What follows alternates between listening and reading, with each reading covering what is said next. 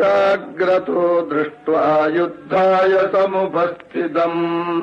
दैवतैश्च समागम्य द्रष्टुमभ्यागतो रणम्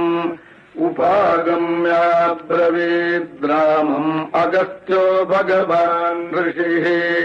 राम राम महाबाहो शृणु गुह्यम् सनातनम्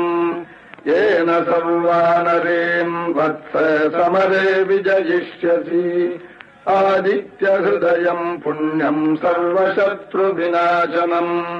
जयावहम् जपेन्नित्यम् अक्षय्यम् परमम् शिवम् सर्वमङ्गलमाङ्गल्यम् सर्वपापप्रणाशनम् चिन्ताशोकप्रशमनम् आयुर्वर्धनमुत्तमम् रश्मिमन्तम् समुद्यन्तम् देवासुरनमस्कृतम् पूजयस्व विवस्वन्तम् भास्करम् भुवनेश्वरम् सर्वदेवात्मदोष्येषः तेजस्वी रश्मिभावनः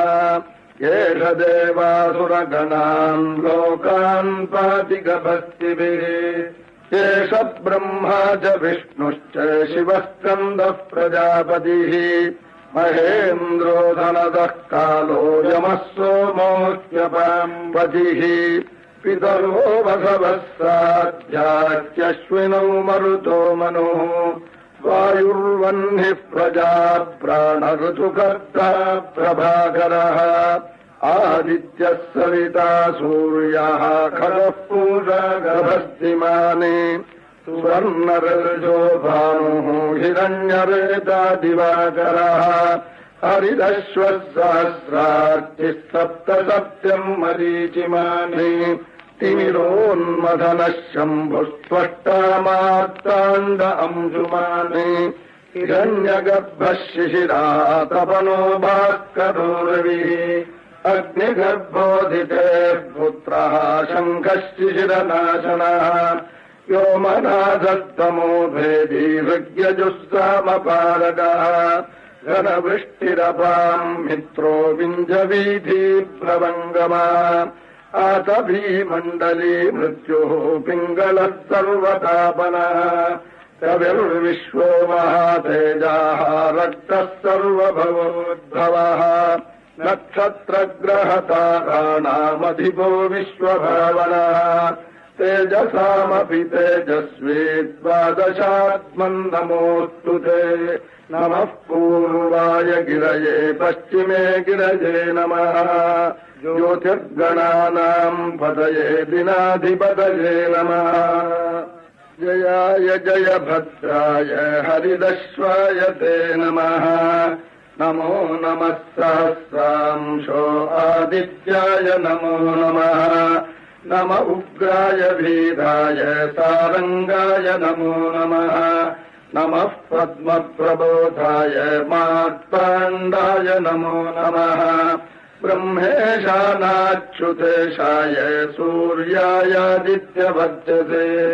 भास्वते सर्वभक्षाय रौद्राय वपुषे नमः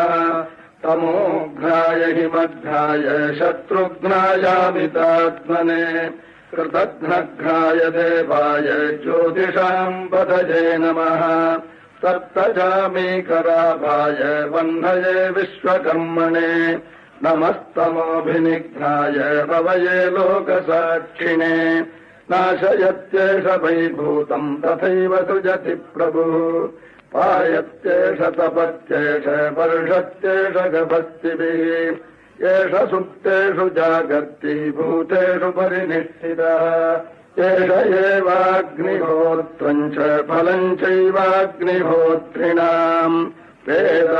वेदाश्चक्रतवश्चैव क्रतूनाम् फलमेव च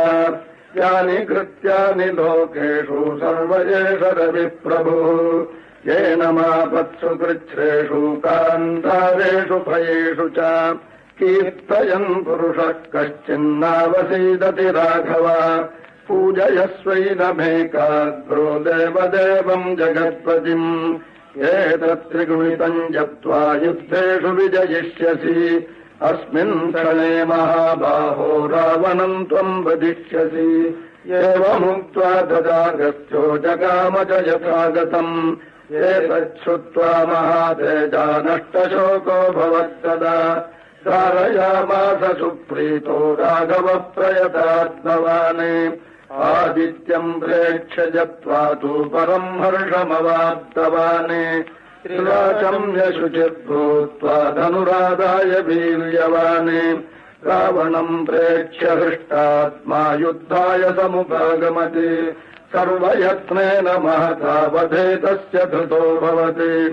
अधरविरवदन्निरीक्ष्य रामम् मुदितमनः परमम् प्रहृष्यमाणः